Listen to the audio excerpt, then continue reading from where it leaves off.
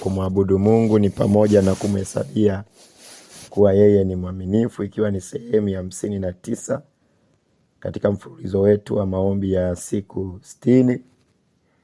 Tunaingia hicho kipengele leo. Kumwabudu Mungu ni pamoja na kumhesabia kuwa yeye ni mwaminifu. Tumejifunza kipindi cha nyuma kwa habari hii vizuri sana. Kwa hiyo leo tunaipitia tu kama summary. Kwa nini tunamhesabia Mungu ni mwaminifu? Mungu ni mwaminifu kwa sababu ni mwingi wa ahadi. Mungu ni mwingi wa ahadi. Kwa hiyo Mungu na ahadi ni kitu kimoja, kwa maana ya kwamba mahali pengi sana Mungu ameweka ahadi kwenye maisha ya mtu. Bwana Yesu asifiwe. Ahadi imekuwa kama mtangulizi wa Mungu mbele ya mtu. Kwa hiyo Mungu amtume mtu kwenda mahali, anamtangulizia ahadi yake. Leo nitakufundisha kwa sehemu kidogo jinsi ahadi zilivyo muhimu. Jinsi ahadi zilivyo muhimu. Ile kawaida kabisa. Ahadi kwa namna ya kawaida kabisa. Ukimwahidi mtu kwamba ndugu yangu, labda mimi nijichanganye tu siku moja, nimwahidi mratibu kwamba mratibu ukae kwa kutulia. Ukikaa kwa kutulia rafiki yangu, mwakani mwezi wa 6 na kununulia gari. Naona.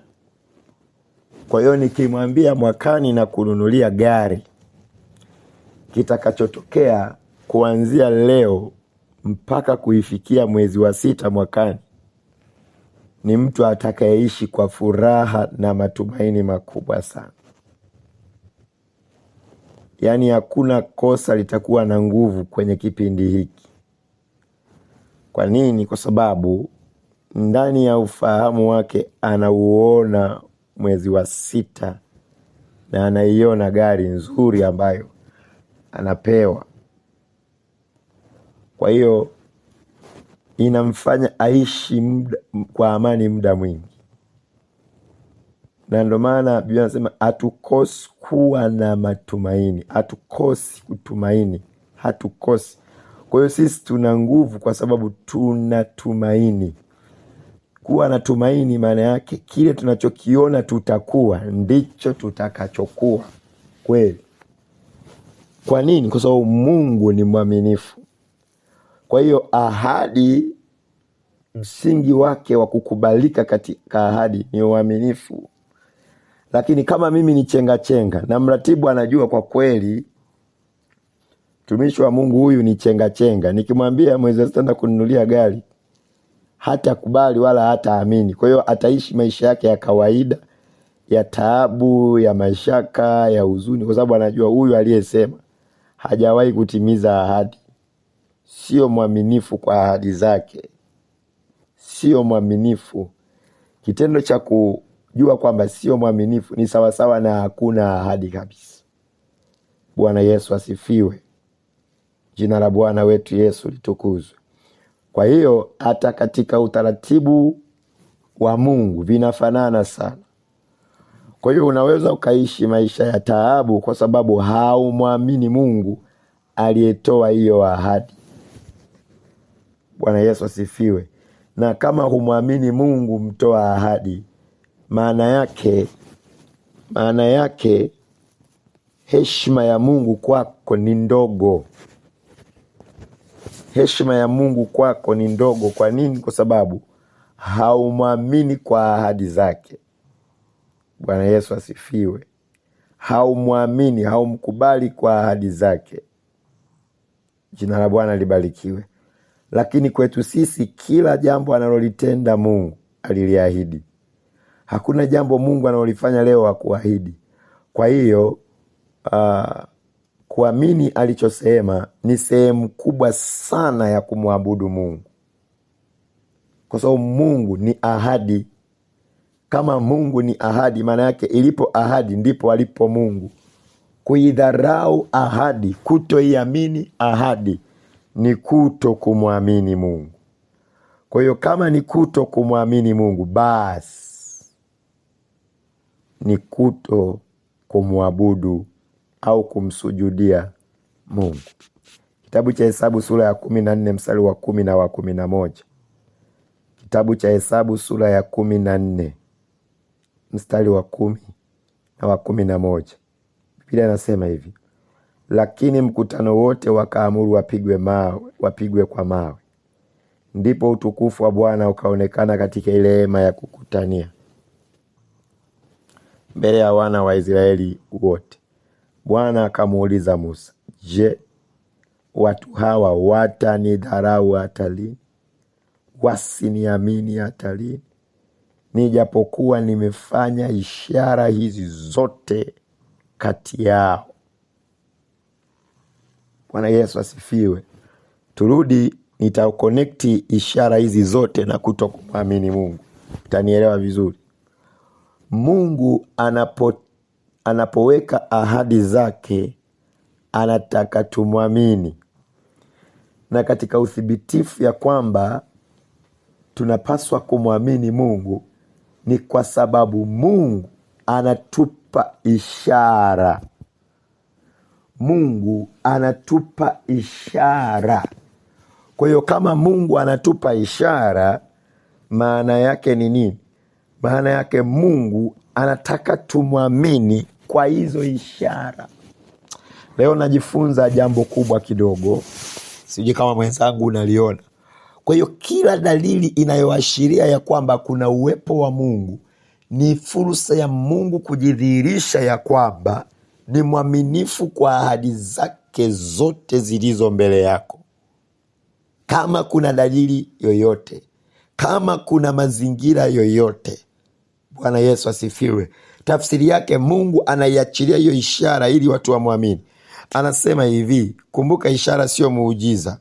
Ishara sio muujiza, ni dalili sasa za kuelekea safari ya kupata muujiza wa Mungu.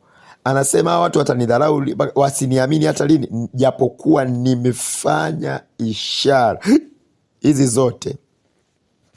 Nimeshafanya mambo mengi katikati yao hawa watu. Tayari nimefanya. Kwa nini hawaniamini? Kwa nini wasiniamini? Mimi nimefanya ishara hizi zote. Kwa nini wasiniamini hawa watu? Why? Ijapokuwa nimefanya ishara hizi zote, ijapokuwa nimetenda mambo haya yote, kwa nini hawa watu wananidharau, wasiniamini? Ni kiu ya Mungu watoto wake wamwamini. Bwana Yesu asifiwe. Sasa tukirudi kuunganisha na meditation tuliyojifunza jana, unagundua ya kwamba tunapofanya meditation, maana yake tunailazimisha mioyo yetu iamini katika kile Mungu amekisema ili kupokea kile ambacho Mungu amekisema. Kwa hiyo msisitizo wa kumwamini Mungu hauko tu kwenye kujifunza hapa, uko katika kufanya meditation pia. Jina la Bwana libarikiwe. Na moja ya vitu vibaya pia, ndio maana Mungu amekasirika, amehuzunika, ni kuto kumwamini. Ni moja ya vitu vibaya ni mtu kuto kumwamini. Bwana Yesu asifiwe. Ndio maana hata sisi wanaume wengi, hata kama tunazingua, hata kama tunaharibu, lakini tukihisi hatuaminiki, yule asiyetuamini tunamchukia sana. Jina la Bwana libarikiwe. Yaani wa ugomvi unaanzia kwenye kuto kuniamini. Yaani hata kama ni muuni, angalau umbabatize. Papa huyo umemkamata. Utakapomwambia utaona ni sawa. Lakini ukimbabatiza, ukimwambia bila kumbabatiza, anajisikia vibaya kwa kuto kumwamini. Sasa sisi ni wauni na wakorofi, tunajisikia vibaya. Je, Mungu aliye mwaminifu alafu Beatrice hamwamini, Mungu anajisikiaje? Mungu alivyo mwaminifu alafu Pulkalia hamwamini Mungu, Mungu anajisikiaje? Kuna tanda uzito mkubwa sana. Mbingu zinahuzunika kwa ajili ya mwanadamu mmoja aliyeumbwa na Mungu alafu asimwamini aliyemuumba. Bwana Yesu asifiwe. Kwa hiyo tumeweka msisitizo wa kutosha sana katika ahadi za Mungu na matendo yake, katika ahadi za Mungu anazozifanya tangu mwanzo na ni kwa muda mrefu, ili ufahamu wako ubadilike, upokee kumwamini Mungu katika jina la Yesu. Jina la Bwana libarikiwe. Ufahamu wako upokee kumwamini Mungu katika jina la Yesu, kwa sababu tunaimaliza maombi ya msisitizo huu. Tumemaliza katika maombi ya siku 60. Fanya recap ya kutosha, kwa sababu tunakwenda kumaliza.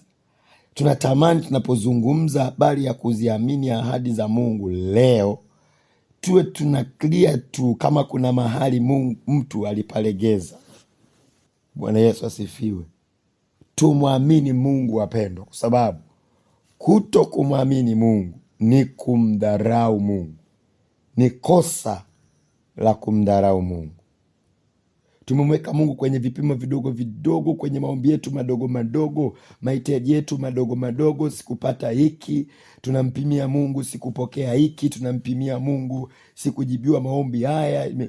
Kwa hiyo kumwamini Mungu kumetokana na matokeo mbalimbali. Kosa kubwa. Tunahitaji kumwamini Mungu hata katika mambo yasiyowezekana, na ndio maana usiwe mwepesi kuwaambia sana watu namna Mungu anavyokutendea, namna unavyomwamini Mungu. Watakufunga. Bwana Yesu asifiwe. Watakuzuia, kwa sababu lazima utasimama na unafiki mbele yao, na ukisimama na unafiki mbele yao unajikuta kuna kiwango kikubwa cha kumwamini Mungu kinapungua ndani yako, ili uombe mbele za watu na ukubalike, ili uwaaminishe watu wale uliowajulisha kwamba wewe unamtumikia Mungu, wewe unafanya maombi usiku, wewe unaenda kanisani. Wewe ukishafanya hivyo, kuna maisha unalazimishwa.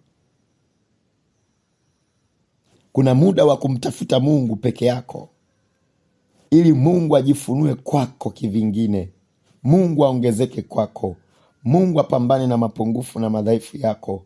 Kwa sababu unapoomba mbele za Bwana, tulijifunza pale mwanzoni kwa wale waliokuwepo, tukasema unapoingia kwenye maombi ya toba, maombi ya toba ni asili. Kwa hiyo kuna wakati unaomba tu peke yako kwa utulivu. Jina la Bwana libarikiwe. Leo mimi nikiwa naomba mbele ya mke wangu, naomba maombi ya toba. Bwana, naomba unirehemu kwa uovu niliofanya. Naomba unirehemu asherati na uzinzi nimefanya. Mungu nirehemu. Unajua Mungu nilipita. Yaani hayo maombi hayataisha. Moto utawaka. Moto utawaka. Huyu ngoja amalize. Anaomba nini huyu? Anaomba nini huyu? Jina la Bwana libarikiwe. Lakini ninapopata nafasi ya kutafuta uso wa Mungu kwa namna fulani ya pekee, kuna kitu kitaongezeka ndani, kwa sababu ya kiwango cha kumlingana Mungu vile ninavyotamani atokee kwangu. Bwana Yesu apewe sifa.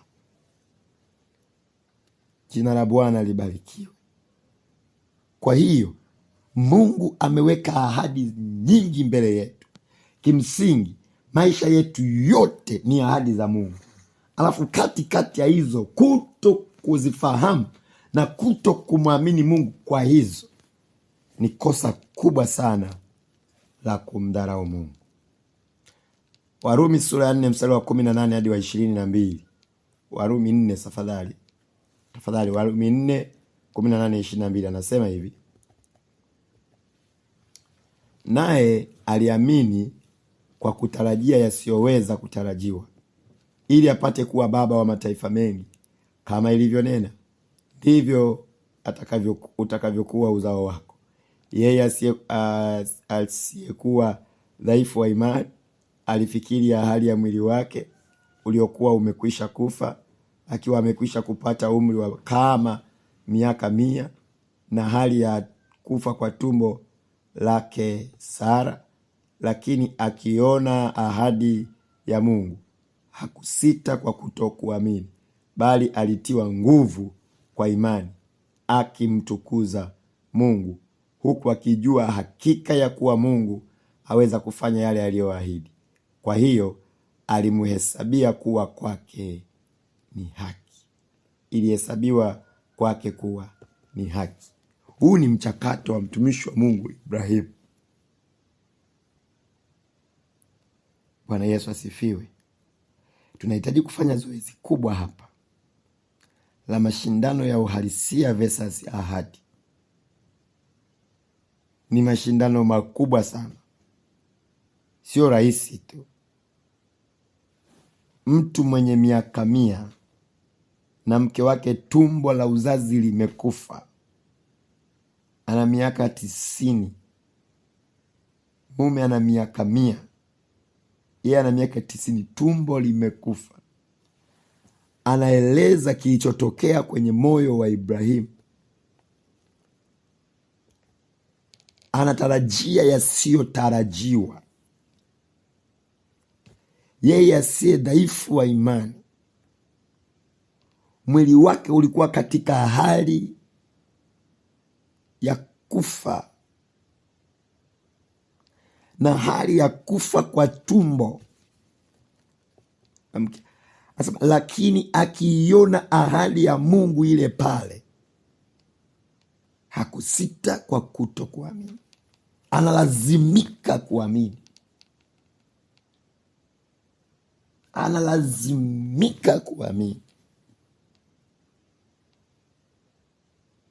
Analazimika kuamini.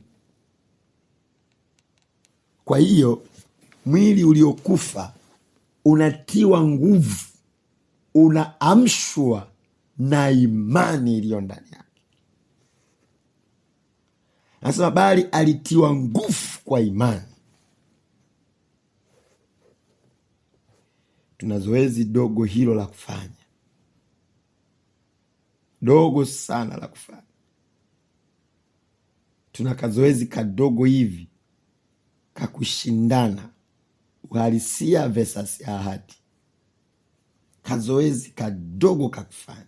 Ninachokiona, tuna uwezo wa kufanya mambo makubwa katika mfululizo wa maombi tunayoyaendea, ikiwa haya ya siku 60 tuliojengewa uwezo na Bwana yakikaa kwenye.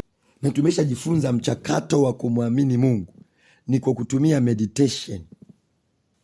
Ukishafanya mazoezi kwa mlango wa meditation, at least angalau neema ya nguvu za Mungu inayozaliwa tukaishikilia. Mungu tusaidie katika jina la Yesu. Jamani, tunatafuta maombi yenye matokeo. Sidhani kama kuna mchakato mwingine nje ya maombi ya siku 60 haya. Sidhani kama kuna kitu kimesalia. Kilichosalia ni sisi kujikita kutafuta matokeo. Bwana Yesu asifiwe. Shida ndo tunaingia na upako wa form 1. Mimi PCB. Sawa. Mimi ni PCB. Kama vipi nitachukua PCM na PGM. Tiani wa form 1 kuingia form 2. Naielewa sana EGM. Mase mimi naielewa sana. Mimi kwa kweli Mase naielewa. Mimi ni EGM.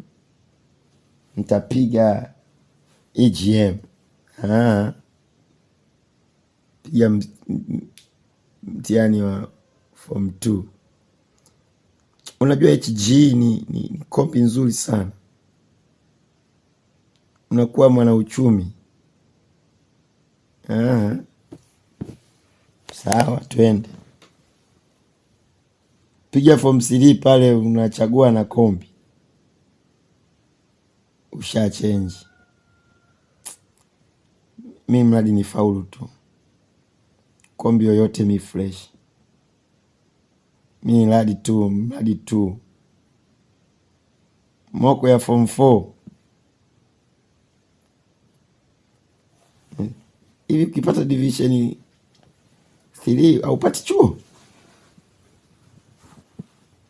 Au hauwezi kupata chuo ukipata division 3? Au hata 4 tu? Hivi au upati chuo? Unaanza kutafuta hadi vyuo vya division 4. Bwana Yesu apewe sifa. Ni nini kinatokea ndani yetu? Tuna experience zetu za maisha ni kali sana. Mimi ninachukulia haya maombi ni mfululizo wa mazoezi. Ninachukua kama ni mfululizo wa mazoezi. Mfululizo wa mazoezi. Mfululizo wa mazoezi. Mfululizo wa mazoezi. Jina la Bwana libarikiwe. Nachukua kama mlango wa mazoezi. Nachukua kama mfululizo wa mazoezi ili kuyatafuta matokeo.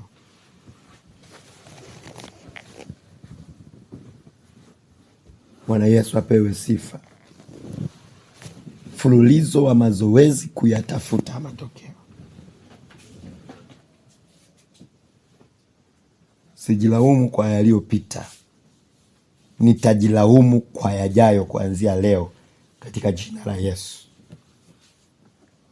Yaliyopita hapana, siwezi kusema chochote. Lakini kwa yajayo kesho, kwa yajayo baada ya maombi ya siku 60, kwa yajayo. Na mimi namuomba Mungu anipe ushahidi wa watu wachache hapa ya kwamba mambo tuliyojifunza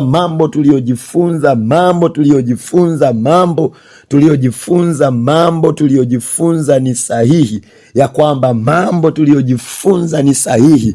Nataka ushahidi toka kwa Bwana katika jina la Yesu. Mimi nataka ushahidi tu. Nataka ushahidi kwamba sikuwadanganya. Bwana awainue watu hapa. Bwana abadilishe maisha ya watu hapa. Bwana abadilishe uchumi wa watu hapa. Bwana abadilishe mawazo, fikra za watu zilizochoka. Bwana abadilishe watu waliokosa matumaini. Abadilishe hapa, liibuke tumaini jipya. Watu wenye nguvu, watu wenye misheni za Mungu, powerful woman, powerful man, wainuke kutoka hapa. Watu wanaotengeneza heshima mpya, watu wanaotengeneza nidhamu mpya, watu wanaotengeneza standard mpya za kumtukuza Mungu, watu wanaotengeneza viwango vipya vya kutembea na Mungu, watu wanaotengeneza baraka mpya kwenye maisha yao, watu wanaosimama kama simba, watu wanaosimama kama majianti maeneo yao ya kazi, watu wanaosimama kama majianti kwenye mapito mbalimbali, watu ambao Bwana amewaweka kama hazina, watu ambao ni mashine kweli kweli katika jina la Yesu. Bwana akawainue hapa katika jina la Yesu Kristo mwana wa Mungu aliye hai. Bwana ajitengenezee jeshi hapa. Bwana ajitengenezee jeshi hapa katika jina la Yesu. Bwana ajitengenezee jeshi hapa katika jina la Yesu. Na inawezekana kandarabo sekelienderebo sakanda seke. Kanda robo korianda, inawezekana katika jina la Yesu. Haijalishi umekuja siku ya ngapi, inawezekana. Katika machache uliyoyasikia inawezekana. Kaza imani yako kwa Bwana katika jina la Yesu. Kaza imani yako kwa Bwana katika jina la Yesu.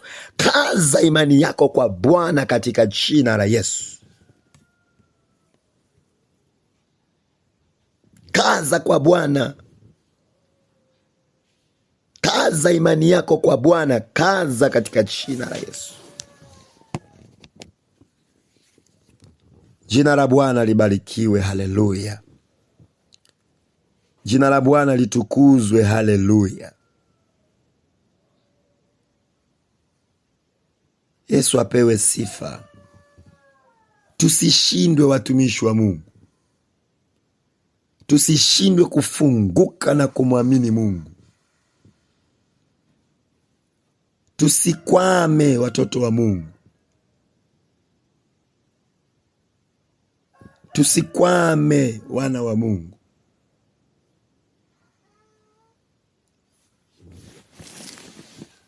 Kuna mashindano makubwa sana kati ya uhalisia na ahadi za Bwana yako.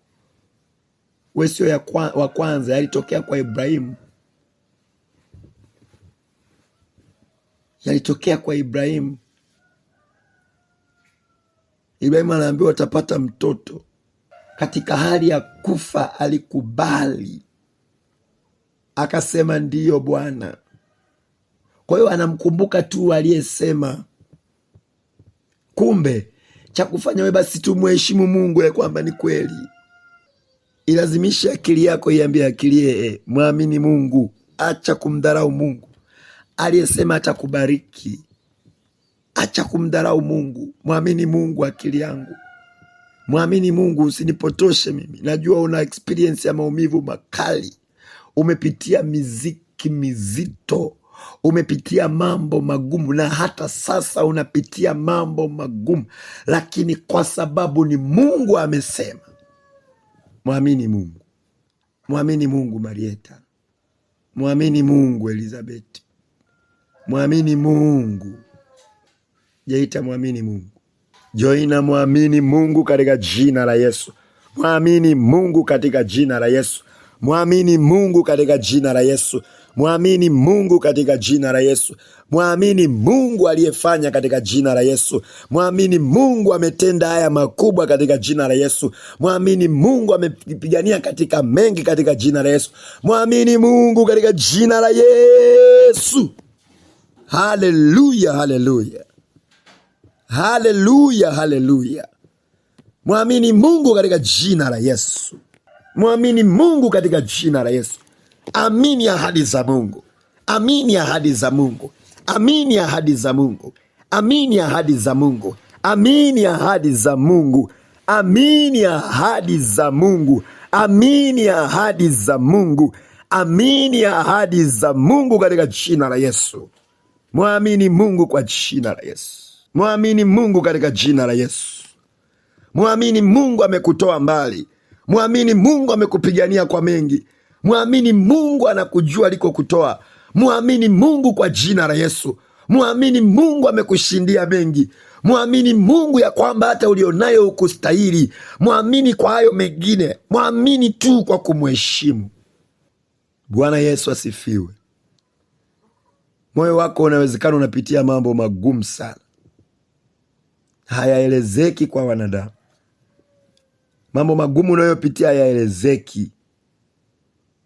Lakini mpe Mungu heshima yake ya kwamba yeye ni Mungu. Mpe Mungu heshima yake. Mpe Mungu heshima yake. Amini katika ahadi za Mungu. Amini katika ahadi za Mungu. Jina la Bwana libarikiwe. Najifunze unapoomba mbele za Bwana. Liamini kwanza neno. Liamini kwanza neno ambalo Mungu analikupa. Liamini kwanza neno, mtumishi wa Mungu. Liamini neno la Mungu analoliweka moyoni mwako. Liamini. Shindana na moyo.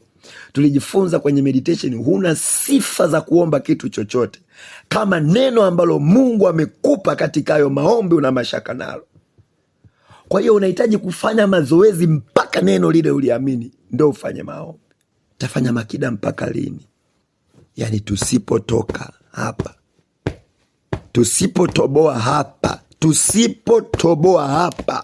Tusipotoboa sisi tunahitaji kitu gani kingine? Sijui tunahitaji kitu gani kingine. Sijui. Yaani unajua mnajifunza mambo mpaka unasema hivi kweli kwa maneno haya kesho kutwa tutajifunza nini? Mbona kama jamani tunamaliza kila kitu? Tunafanya maombi mpaka unasema hivi ibada hii tunayofanya hivi kesho kutwa tutaomba nini? Yaani tutajifunza kitu gani? Hivi kuna jambo jingine kweli Mungu atatuletea? Kuna lingine kweli? Sisi unakuja huo ili kutulazimisha, ili kutuvuta, ili Bwana atuvute katika hiki ambacho ametusemesha. Nenda mbele za Bwana, mwambie Mungu ninakuamini. Mwambie Bwana ninakuamini.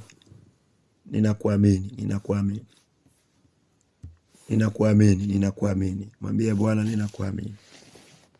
Mwambie Bwana ninakuhesabia wewe ni mwaminifu. Mwambie Bwana wewe ni mwaminifu katika jina la Yesu. Katika mwili uliokufa Ibrahimu alikuamini na mimi ninakuamini.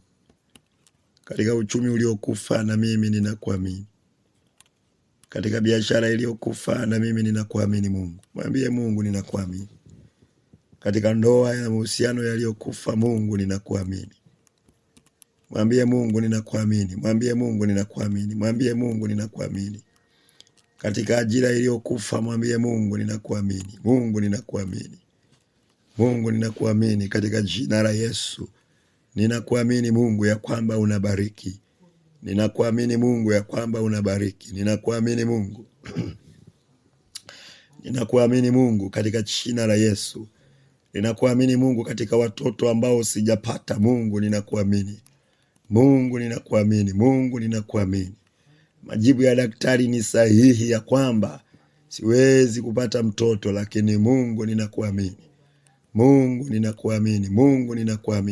Sitakudharau. Mwambie Mungu sitakudharau. Mwambie Mungu sitakudharau. Mwambie Mungu sitakudharau.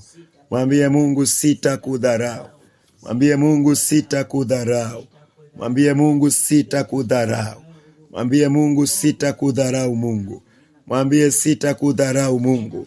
Sitakudharau Mungu kwa jina la Yesu. Sitakudharau kwa kukutilia mashaka. Sitakudharau Bwana. Sitakudharau. Uzoefu wangu katika changamoto, ukubwa wa mapito yangu Bwana, sitakudharau. Sitakudharau Bwana. Sitakudharau. Ukawaambia Musa, hawa watu watanidharau hata lini? Wasiniamini hata lini? Watanidharau hata lini? Wasiniamini hata lini? Mimi Bwana sitakudharau. Mimi Bwana sitakudharau. Mimi Bwana sitakudharau. Mimi Bwana sitakudharau. Mimi Bwana sitakudharau. Mimi Bwana sitakudharau. Mimi Bwana sitakudharau, nitakuamini. Mariamu usimdharau Bwana. Mariamu usimdharau Bwana. Irene usimdharau Bwana. Irene usimdharau Bwana. Fides usimdharau Bwana. Esther Katule usimdharau Bwana. Ayubu usimdharau Bwana. Acha kumdharau Bwana. Wivina acha kumdharau Bwana. Wivina Mayungi usimdharau Bwana. Wivina Muyungi usimdharau Bwana. Wivina usimdharau Bwana. Usimdharau Bwana. Fanya mazoezi vizuri. Jipeleleze moyo wako vizuri. James kwa maumivu yasiwe makali ukamdharau Bwana. Usipitie maumivu makali ukamdharau Bwana. Ana Sokota usipitie maumivu makali ukamdharau Bwana. Usipitie uchumi mbaya ukamdharau Bwana. Mungu afungwi na elimu yako Geita. Mungu afungwi na ufahamu wako. Mungu anatenda mambo makubwa, usimdharau Bwana. Ni yeye alitoa maji kwenye mwamba, usimdharau Bwana. Ni yeye aligawa bahari, usimdharau Bwana. Ni yeye alitoa watoto kwa wazee waliochoka, usimdharau Bwana. Eliasi Kamyanda, acha kumdharau Bwana. Acha kumdharau Bwana. Acha Joina kumdharau Bwana. Acha kumpimia kwa kijiko Bwana. Acha kumpimia Bwana Beatrice, acha kumpimia Bwana, acha kumdharau Bwana, acha kumdharau Bwana Elizabeth Nicholas, acha kumdharau Bwana katika jina la Yesu. Acha kumdharau Bwana Elieti, acha kumdharau Bwana Merieta, acha kumdharau Bwana, acha kumdharau Bwana Gilbert katika jina la Yesu. Lucy Stanley, acha dharau kwa Bwana, acha dharau kwa Bwana, acha dharau kwa Bwana Elizabeth Paula, acha dharau Ayubu Asumwisi, acha dharau Esther Katule, acha dharau Milka, acha dharau Milka, acha dharau Bahati, acha dharau kwa jina la Yesu, kwa jina la Yesu acha dharau, kwa jina la Yesu acha dharau, kwa jina la Yesu acha dharau, kwa jina la Yesu acha dharau, kwa jina la Yesu acha dharau, acha dharau, acha dharau. Bwana nasikitika, anasema watanidharau hata lini? Mbona nimeonyesha ishara ya kwamba natoa mapepo, mbona nimeonyesha ishara ya kwamba naweza kuwabariki, mbona nimewapa ishara ya kwamba naweza kuwainua. Purukali, acha dharau kwa Bwana katika jina la Yesu. Erinara Mwamaso, usimdharau Bwana, usimdharau Bwana katika jina la Yesu. Niku Mwanjela, usimdharau Bwana, usimdharau Bwana, usimdharau Bwana katika jina la Yesu.